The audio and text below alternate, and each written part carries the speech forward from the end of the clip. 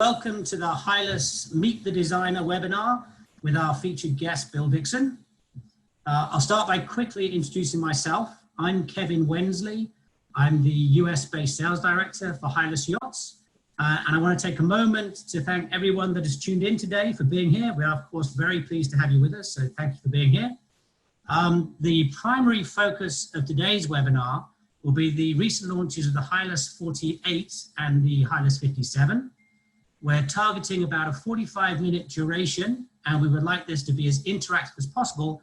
So please make good use of that Q&A button that's on the screen and send any questions through to us during the session. We'll actually be handling the questions towards the back end of the webinar. And so the questions that we don't get to in this 45 minutes, we'll try and respond to later, and we'll either be doing that through email or through telephone, depending on what information you left when you registered. I would like to share that this webinar is being recorded, and we will send everyone that's registered a copy of the link for future reference and for sharing with other Bill Dixon and Hylas fans. Joining us today from Hylas on the panel include Andy Huang. He's our CEO based in Taiwan and oversees the manufacturing facility out there. So welcome, Andy. Hello, everybody.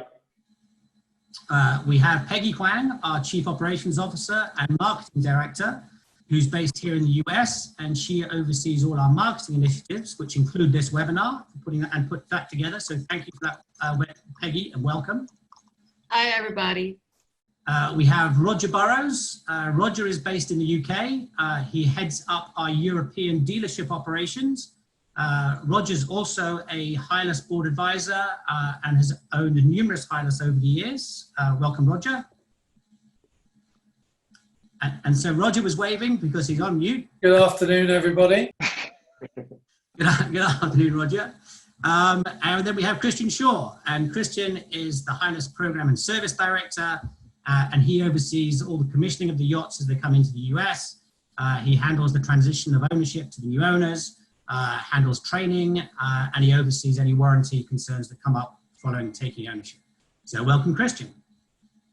Welcome, everybody. We'll be chatting with our special guest, Bill Dixon. Bill, founder and owner of Dixon Yacht Design based in the UK. Welcome, Bill. Good afternoon, everybody. So it's very unlikely that anyone listening isn't already familiar with some of the work that you have done or are doing for us now. But if you don't mind, I'm going to very, very quickly paraphrase some of the info that I found online about your organization. And you can correct things if I say something inadvertent. So Dixon Yacht Design has been operating for close to 40 years. You're based in Southampton in the UK, which is actually just down the road from my hometown in Portsmouth. You have numerous industry awards to your credit, and I thought a particularly interesting one was that you got a personal award a little while back as Yacht Designer of the Year in Asia. Your organization's focus is primarily on innovation and on providing a very personal service. You're as comfortable and successful with power yacht design as you are with sail. And you've had great success with many award-winning custom super yachts. I think Peggy's got a slide that just gives us a glance at the kind of work that you've been doing, and they look pretty amazing, those yachts, as do the yachts that you build for us. You also we work closely with some production manufacturers, and of course, we're very pleased to have you working with Hylas as a semi-custom builder as well. So once again, welcome. Thank you very much for having me, and I hope this will be of interest to your listeners. Let's hope so. So as an opening question, and it's one that we get fairly often, especially when new models are being introduced, it's about how the relationship between the builder and the designer works. Obviously, we hope it works well, like it does with us, but at some point, we believe that the drawing is going to end and the building is going to start. Is that how the relationship works? Well, I think, certainly as far as Hylas Yachts is concerned, it's not just a case of here's a set of drawings and go ahead and build a boat. It's a continuous dialogue, I think, through the whole process of developing the vessel. And really that's the secret and the proper way of really trying to create something, because you're creating something between you, and so it's really important to have that continuous dialogue beyond just the design, and I think that shows in the yachts at the end of the day. In yacht building terms, the Hylas Yachts Bill Dixon relationship appears to be fairly new. I think you had done some work with Roger historically, but you've also spent a good amount of time at the yard with Andy and the family. Do you recall much about how the relationship started? Well, obviously, as you said, from Roger, I've worked with Roger in the past, and of course that helped me get an intro really into Hylas Yachts. But as I said before, my first visit to Queen Lawn was back in the late 80s. So that's when I just poked my head in one day and said hello. And of course, there was very different yachts being built then. Mm-hmm. Can you remember who you spoke to? Did you meet the guy in charge? I met Andy's father. Okay. Oh, no, it was Andy's grandfather, wasn't it? Of course it was. That's right. Gino. Yeah. Gino, yeah, exactly.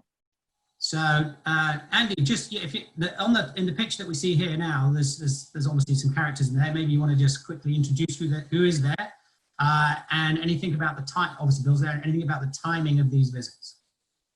Yep. So on the left picture, that's my dad and Bill in the middle and me. And that was taken when the mold is being built. So it must have been about 2 years ago.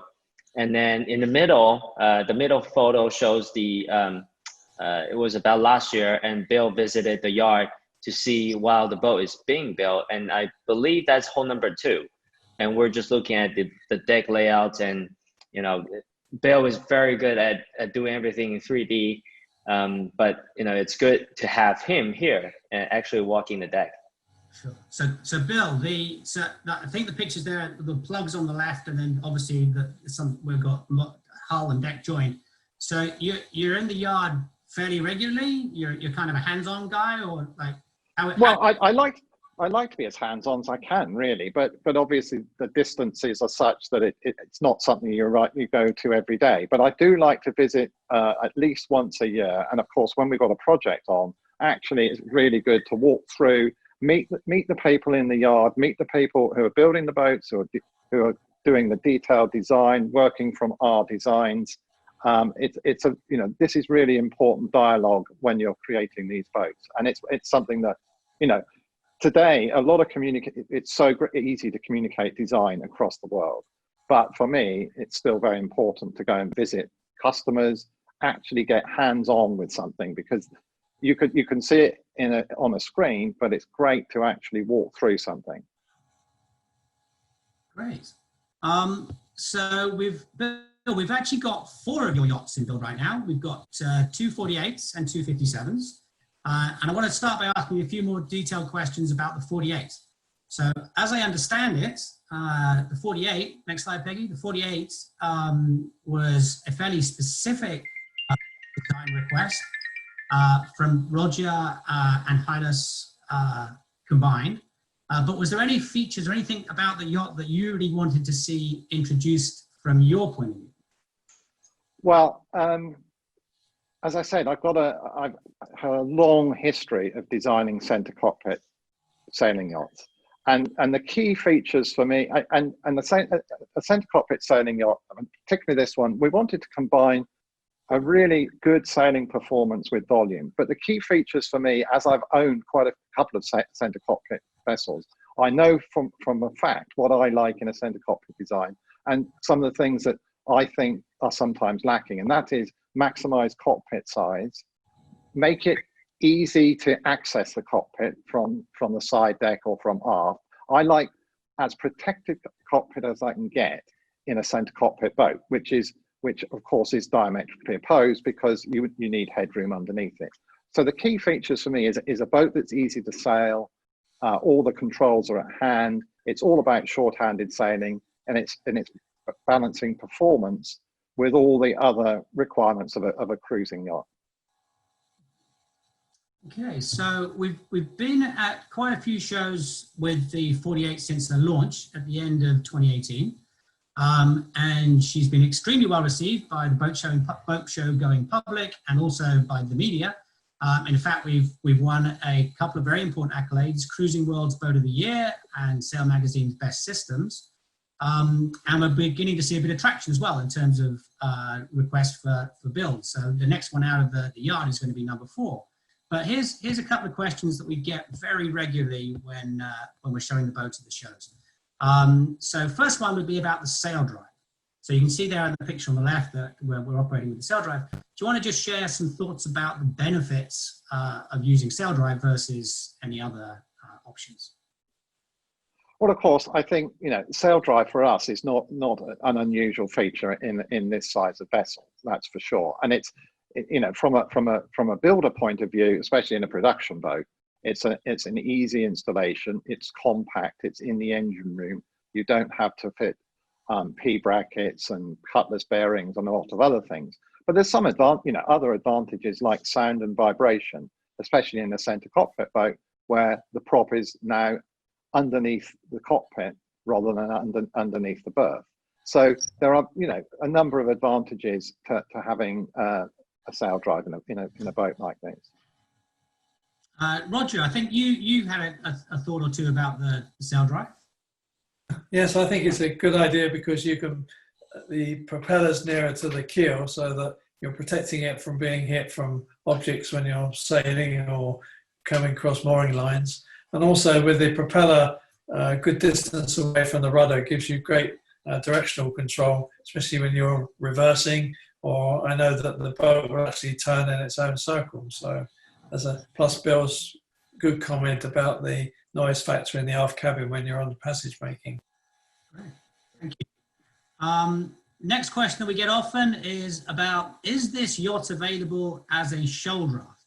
So I know a lot of thought went into the design in the outset, and we were factoring in that the yacht's going to be used in the Bahamas and the west coast of Florida, that kind of thing. And we think 6.6 is about where we should be. Do you think, when we're in Annapolis on the Chesapeake, everyone's always going, oh, I need it to be shorter than that, I need it to be shorter than that. Do you think it's possible to design a shorter keel that's not going to give up too much in the way of performance? Yeah, I think it's definitely feasible. One of the things that, for me, about a shoal draft version is maintaining the same stability as the deep draft version. It's really important because performance is about stability. So for me, if I was designing a shallower draft, the thing I really want to keep is the same stability. Okay. So with a bit of redesign, a bit of rethinking, we think we might be able to shorten the keel by a foot, maybe something like that. I think it's one of those things we need to investigate. I'm not going to say exactly how much, but I think it's feasible. A foot sounds reasonable. All right, thank you. Then of course at the shows, if you go to the next one, Peggy, we're going down below, and as folks come downstairs, it's always great to hear people go, oh wow, it looks amazing, really bright, very spacious, very airy. Amazing cabinetry. I describe the yacht as a little bit of a TARDIS in terms of the interior volume just doesn't seem to make sense given you've got 48 feet. But any kind of secrets or thoughts of when you're designing the boat to giving as much interior volume in terms of living space and keeping all the other things that you think are important to the yacht as well? Well, obviously being a cruising yacht, it's not just about giving the impression of a huge amount of space if at the same time you lose things like proper storage and all the rest of it. But it's all about spending time on the detail of a vessel like this. And if you start playing with little bits of an inch here, an inch there, all the time, you're just trying to expand the space, just that little amount all over the boat. So for instance, the aft cabin, for me, is a balance about having a really large, comfortable bed, good storage, plenty of room to walk around it. But on deck, I still don't want to lose that deck storage. So it really is about getting the detail right on a boat like this. And if you just change things, if you just move things an inch or two, that can give a completely different impression of space. You've done an amazing job of what I think is getting a master stateroom that belongs on a 58-foot boat into a 48 footer. So great job there. It's amazing. What about the rig? We live on the east coast of the States. There's an ICW, and there's always questions about, can we have an ICW rig? So your design rig is 67 feet, and the ICW option is 63. Is this something you would encourage, or how much performance do you think we're giving up by going from the 67 down to the 63? Well, that's an interesting question, because it's probably not as much performance as people think, actually. Clearly, where you do lose performance is in light airs.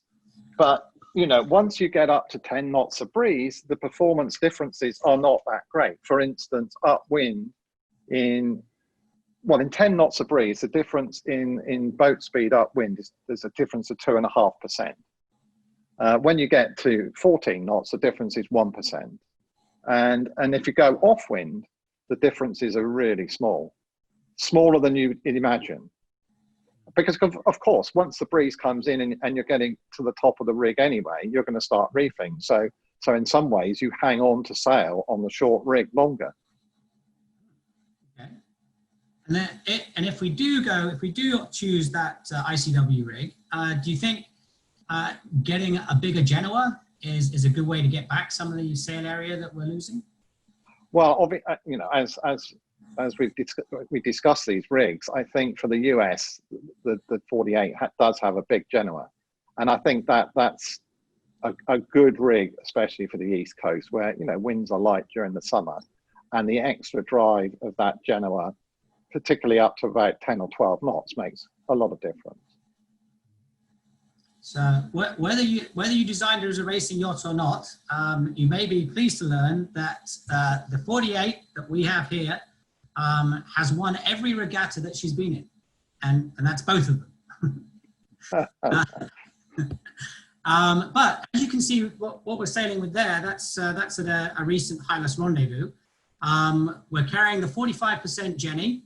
And we've also got the cutter sail working as well. We're trying to get every ounce we can out of the boat. Do you think 145, is that the right size sail for a Jenny? And then as far as the cutter sail, or the stay sail, sorry, is that there to help us reduce sail when it gets really windy? Or do you genuinely feel that with that combination, we should be flying both sails at the same time to optimize performance? I think, you know, from my point of view, a true cutter rig probably has a Yankee, which is not quite the same overlap as the Genoa. And the Yankee and staysail probably work better together as a sail combination, just because the Genoa tends to blanket the staysail. So I think upwind, you probably don't have the staysail unless you've got reef Genoa. But of course, off the wind, you just unfurl the staysail. You know, I've had a cutter rig center cockpit boat, and I sailed upwind with a Yankee and a staysail at the same time. I'm amazed, even in light airs, how good the performance is. You do get drive from a staysail. Okay. So I'm just going to point out that the 48 there is amongst two 56s and a 54, and she's doing extremely well. And on corrected time, she did win the regatta. But I don't want to leave that slide without giving some credit to the person driving, and that wasn't me. And I do like my job, and I want to keep it. So Andy, great job in driving on that particular occasion. Well, thank you. At some point, and before we finished building the first 48, Andy came to you and asked you about the 57. So do you want to give us a kind of, and here's there's the 57. Give us a quick outline of the spec you were given and how much freedom you were given, and any ideas that you really wanted to see included in this yacht. Well, as I say, we've had a long history of designing this style of cruising yacht, and there are quite a lot of features that I really wanted to incorporate on the 57. But underlying all that was the fact it needed to be a Hylas, and so it has to have Hylas DNA, particularly in the wraparound window. That type of styling, we had to keep all that. So we started off with the idea of a Hylas, but for me, the things that really are important in a cruising boat are the ability to move around the boat. So for this boat, it's a very easy to move in and out of the center cockpit. There is no climbing over high things, and it's a very easy boat to move around both at harbour and at sea. And I personally really like all the sail controls not to be on the side of the boat, but to be in the middle of the boat. That is one of the things that if I can achieve that, then when it's getting rough, you go and do sail trimming and all the rest of it, you're protected inside the boat. From our custom boats, you know, clients often wanted hard biminis and everything like that. And so I really think that a hard top on a sailing boat makes an awful lot of sense. And one of the key things is, how do you keep where does the main sheet go when it's somewhere in the middle of the cockpit? And so that's how we came up with the arch in combination with the hard top. Okay, so Bill, I'm going to ask you just to pause there for a second. Pop back to the other picture, Peggy. We're getting ahead of ourselves a little bit there. So I'm going to ask a little bit more detail about that and how we've got the main sheet and the arch. I just want to highlight that there are, like you say, there are a few features that we really like about the DNA you were talking about with Hylas, the wraparound windows, the raised coach roof forward of the mast, the transom steps that you can't see here, that kind of thing. But before we move on to other features, I just want to take a quick look down below. So the first Hylas arrived in the US in April, I think it was, and we were very lucky that the first owner was very particular about design, interior design, and he actually, I think, has come up with something that's pretty close to exactly what you thought the interior might look like. So on the left, you're looking at images of your renderings, and on your right, you're looking at images of what the full boat looks like. So we've got, that's the main salon, the master stateroom. Next one, Peggy. Master stateroom, here we go. So this is a great shot that gives folks an idea. You were talking about a cockpit that you can walk out of on deck, and yet you've managed to keep the master stateroom aft and given us plenty of headroom. So that's just a great achievement. So thank you for that. But anyway, how do you think the new owner has done with the interior design? And I need a question. Well, it's great. Good. It's great because it's like ours. That's fantastic, isn't it? And it's good to point out that aft cabin, because the decking arrangement and the interior arrangement both live together, and you can see that you can step up and walk back beside the bed. You have headroom back beside the bed. You also have headroom in front of the bed, yet you still have that walk-through cockpit. But look at the light and airiness of that cabin with the big ports at the side and also the ports in the cockpit side and things. It really makes a great, big, really spacious cabin. Okay. So I'm glad you said he did well, and I'm sure the owner is watching or listening or certainly recording. So I know that Kristen's been on board the boat and he's absolutely in love with it. So that's great. So there's lots that's also new to Hylas. If you go to the next slide, Peggy, including the use of a cord hull. And I still see folks looking at us suspiciously when we say, actually, this is a better solution to have a cord hull even below the waterline than it is to go with a solid handlay. Any thoughts that you want to share about cord hulls and how appropriate they are nowadays for the entire hull? I think they're entirely appropriate today. We've been doing cord hulls for over 20 years. And today's techniques of infusion really make a really solid, really well-made hull. And there are different core densities on the top sides and the bottom. And actually, cord hulls have great impact resistance because they're thick. And so they absorb load. And of course, they're quieter, the boat's stiffer. There's nothing to say that nothing wrong with a cord hull, everything right with a cord hull. It allows, as a designer, and we've used cord hulls on big super yachts as well, we can create more space in a cord hull than we could in a framed hull. So that's another little bonus for us. Great. So it does give the designer a little bit more flexibility as well. Of course. And if you look at that picture there, you can see also that we've got cord bulkheads. So we've got a really, the base structure of the boat is really very strong, very stiff, just what you want for a cruising boat. And I think it's a good time to mention, Andy, that Queen Long and the Hylas Yard are constantly introducing, coming up with innovation and if there's new industry techniques coming along, then you're bringing them on board and doing a lot of investment in that area as well. Yeah, so we're now working with ATEC, who's ATEC Composite, who is very specialized in making hulls and composite stuff work.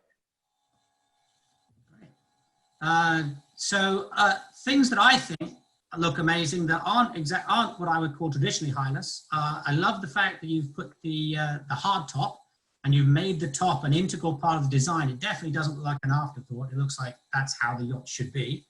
The wraparound, obviously the wraparound windows Hylas, but the use of a windshield or a windshield in combination with the Dodger. So is the windshield? It's not a hard Dodger. Where are we going with the windshield? Well, it's actually, I've used windshields on quite a few cruising boats myself. I obviously, if the windshield's designed right, it's much easier to look through in the spray hood, frankly. And actually, I quite like. I think if it's designed right, it can actually add to the look of the boat. It's a really practical feature, and you can take the spray hood off the top. So I think it's an integral part of the design of this boat, very much so. So it certainly looks nice, that's for sure. Then we've got as an option, we've got the reclining transom or the lowering transom to give us a nice big swim platform. That's great. I've seen that, I've seen that before. But we also have the idea of these deck wings that kind of open up. And so when they're closed, you get an awful lot more deck area to use when things are closed up on the yacht. Is this something you've had in your back pocket for a while, or is this something you came up with as you were thinking about this new Hylas? No, we haven't actually used the wings before. And precisely the reason for it was because we wanted to actually get the deck space there. And what we wanted to have a really good steps down to the water, down to the platform level. And to create those steps, you have to go into the vessel. And with the option of the platform covering the steps, we have this hole at the top. So frankly, we had to fill it with something. So why not fill it with deck that hinges up out the way? So you really, when it's all open, you have really great access to the sea. You do. It's great. And then I think they look awesome. And when it's all closed up, it really opens up that space at the back of the boat. It really is beautiful. So the next introduction that's quite unique, I think, I certainly hadn't seen it before, and I think I would probably very much enjoy it. So the next slide, Peggy, is you were talking about keeping the main sheet centered, the sail controls in the center of the yacht. And we were talking about the main sheets and how that would run down into the middle to the winch pedestal in the center there. But managing the main sheet in a way that it doesn't impinge walking through the cockpit. You've called it a trumpet. So has anybody else done that? Well, we've actually done it on a 45-meter super yacht. It's basically on the big yachts that we've done. We have a one-to-one main sheet system, and we've gone down through a large trumpet in the deck to a captive winch, and it's a really neat solution. And in a larger boat with a proper bang, the need for a track is negated to a certain extent. So we can go for a single point main sheet. Now, in this boat, we didn't go for a single point main sheet. We went for a 2-to-1. And in fact, only half the load of the main goes on the arch. The rest of it goes down to the deck. And that's another positive thing. And for me, that arrangement there, where there's a central winch for the main sheet with sheet stowage and the 2 other winches either side, it's really easy. For instance, when you're cruising under autopilot, you just pop out the cockpit, everything's at hand, everything's easy. You can brace yourself against that little winch, the central winch pedestal. It's a really very straightforward, short-handed arrangement for offshore cruising. And I personally, I like the look of that, and I like to have my main sheet access. I do like the idea of working towards the center of the boat as opposed to the outside of the boat when I'm controlling the yacht. But for a lot of people, it's more about social space, and it's more about clear walkways through between the helm station area and the socializing cockpit. So I do want to flag up to everybody that the yacht certainly that's just arrived does have a German sheeting option to it. In which case that pedestal in the middle is removed, and then the sheets all work off the hardtop or off the arch. That's right, 2 points off the arch. Of 2 points off the arch, absolutely.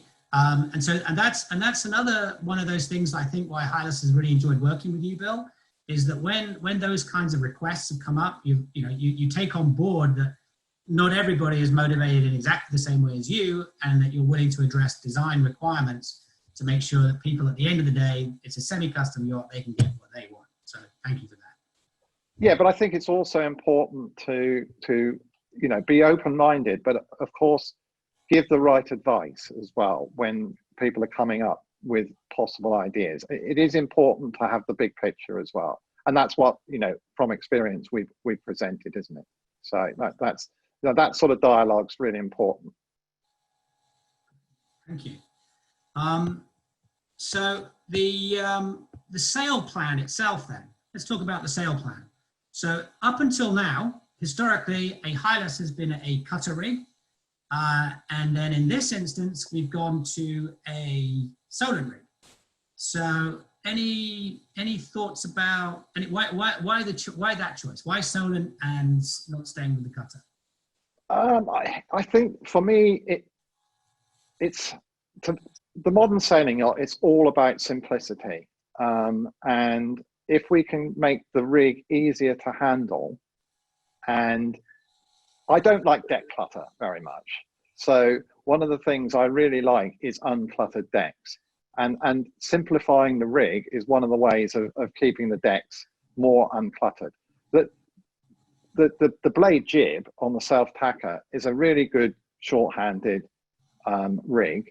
And you've got the power of the outer Genoa for, light airs, upwind, and then of course reaching. But for a really easy boat to sail upwind, especially, say you're going up the Chesapeake Bay and it's windy and it's full of boats, you can just throw this boat all over the place. It's very simple to sail. And those are the things I think that make it important.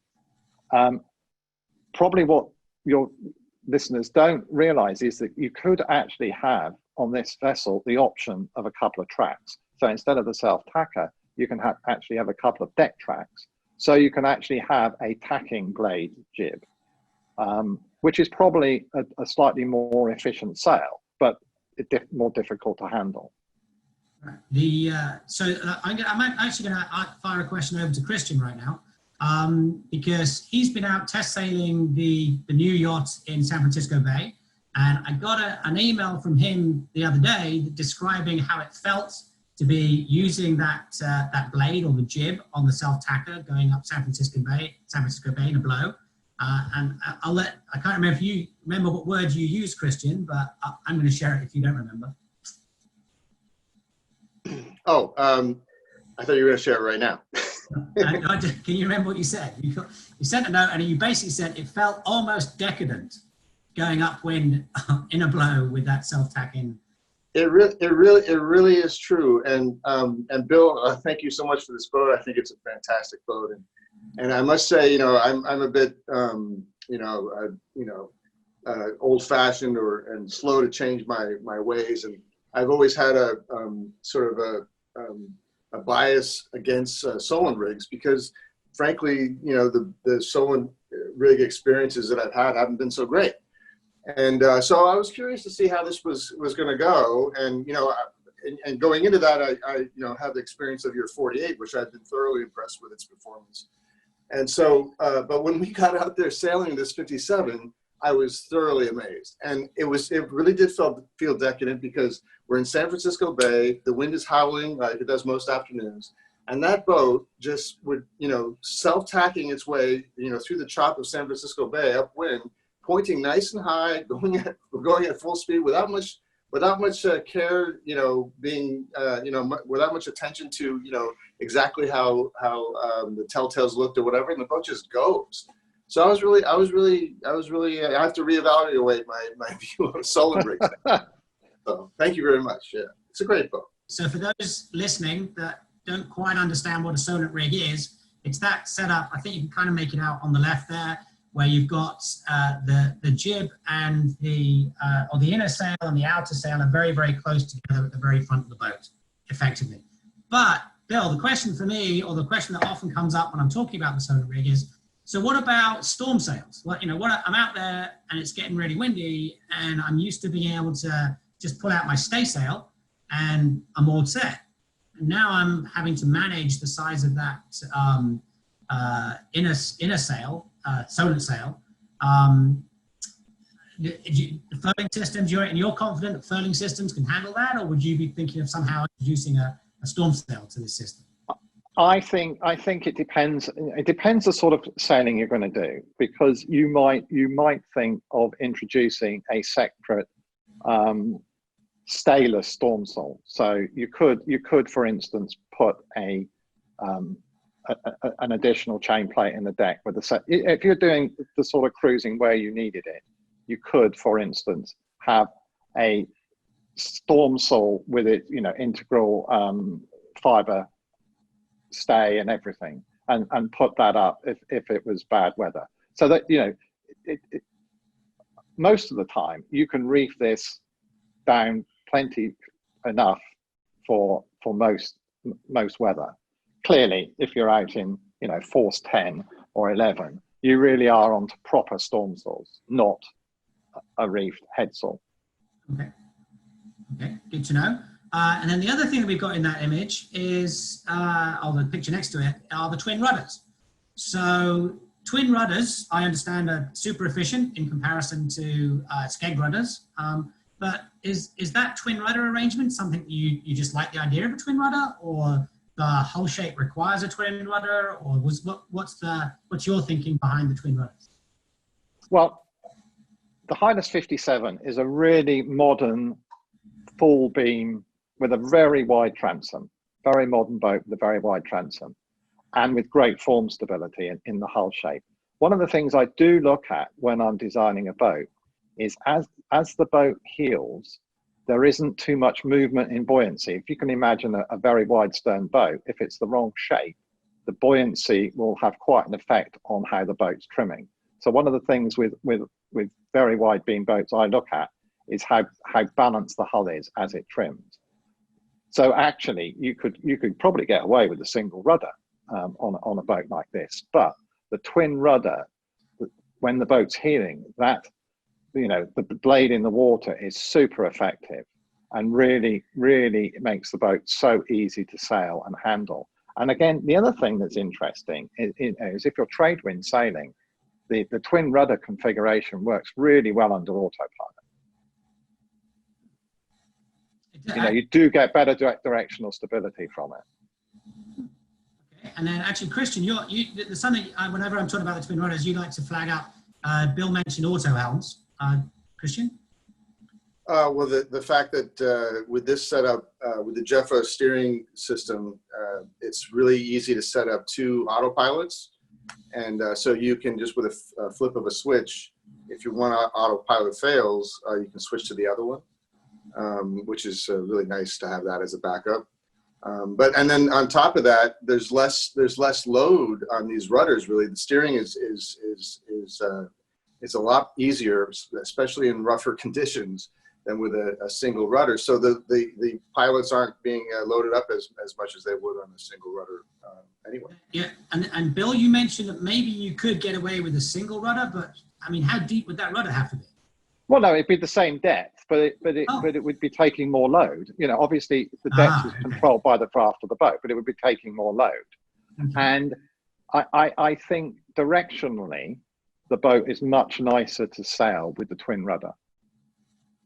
And the rudders are really balanced in where the stock position is, so that it really makes the boat. Because what's important to me is I like to have a finger on the wheel and be able to steer the boat. I don't like grabbing a really heavy wheel. So for me, it's really, the steering system that's rod is great because you can actually feel the boat you're helming.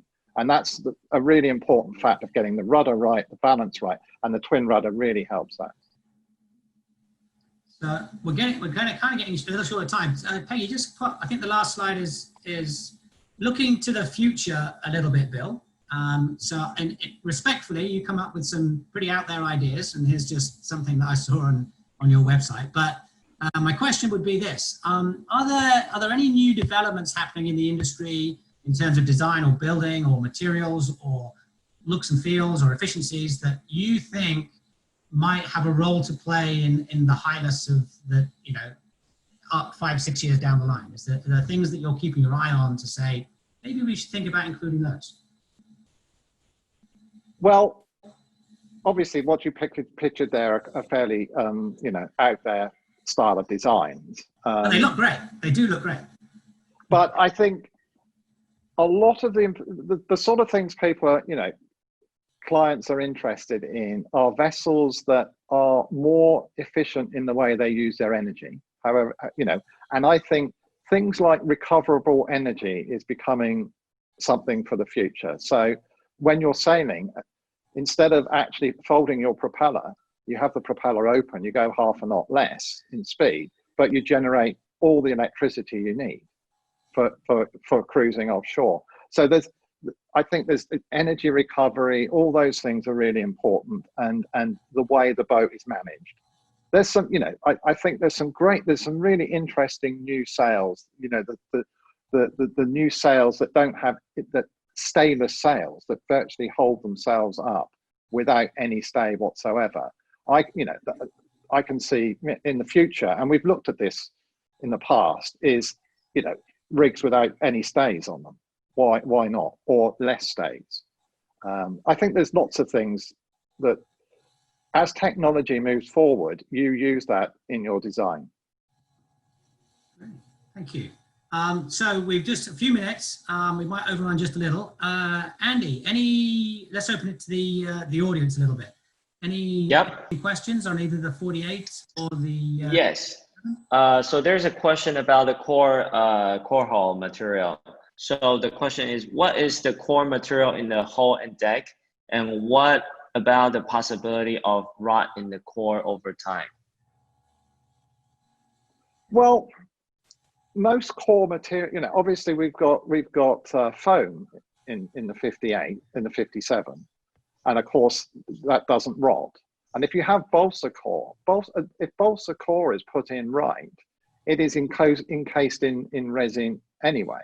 So I think that as long as the building technique is right, there is no issues with rotten core. Cored boats will be around, still around 40 years later. It's all about the technique of building the boats, not necessarily the material of building them. Right, and we, from the builder point of view, we have been planning where the through hole is going to be, and where we're going to drill the holes. So really, the core material doesn't. There won't be any possibility of any water intrusion, because it's all going to be solid anyway. In foam, it's enclosed. It's closed cell foam, so it can't go anywhere anyway. Right. And so. Sorry, foam. Yeah. Okay. Any other questions, Andy? Would a solid rig be practical on 48? Well, the question is, of course it would be. It's a different rig, and there's no, you're just putting a slightly different rig on the boat. Whether it can be fitted, that's a different thing. So, I'm assuming obviously Selden or whoever the mouse provider would take care of that, but in terms of the stem fitting, would there have to be much redesign? Oh, had to be quite a bit of redesign. It's not just a case of putting a rig on there. So, it's not as simple as just swapping out and putting in. But something that you could look at and probably come up with a solution. yeah, if there was a you know, future demand for it, I think, you know, in many ways the 48 is a slight precursor to the 57, but in its cutter rig version with the big Genoa, it's certainly as legitimate a rig as the Solent rig. It's just that, you know, in the 57, it's a bigger boat, and I really wanted to keep it as manageable as possible, and that follows through. You know, I've done boats through 80, 100, 150 with those big blade jibs. So the bigger boats really help with the blade jibs. The jib is not flailing around all over the place when you tack. The loads are better, and actually the sail is better it's more efficient for a given sail area on a bigger boat. So certainly, as I go bigger, I would certainly go with blade jibs today. Any others, Andy? Got time for maybe 2 more, and then we'll have to close it down. Well, I think that's it. I think the rest can be answered through later on. And forgive me for saying, wasn't one of the questions, how do people get more information, and how do they reach out to us, and where can they buy?